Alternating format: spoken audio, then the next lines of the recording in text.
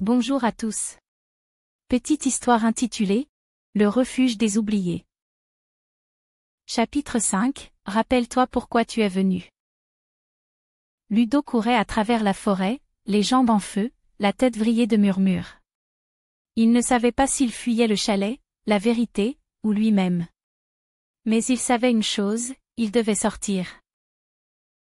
Il trébucha, et se retrouva face à une porte métallique enfoncée dans la terre. Une trappe. Il hésita. Puis descendit. Le couloir souterrain était froid, baigné d'une lumière crue. Des écrans couvraient les murs. Sur chacun, une version de lui, dans le chalet, en train de sourire, de s'embrasser avec Elisa. Et au centre de la pièce, un fauteuil.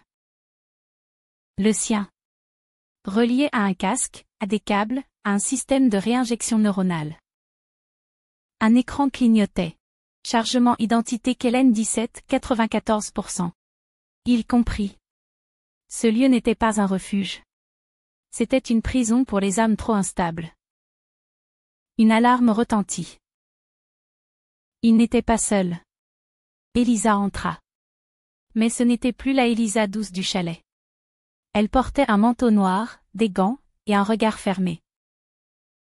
Tu n'étais pas censé aller si loin. Tu m'as menti. Je t'ai protégé. C'est ce que tu voulais. Tu as demandé à oublier. Tu as supplié. Tu as signé. Ludo recula. Elle approcha lentement.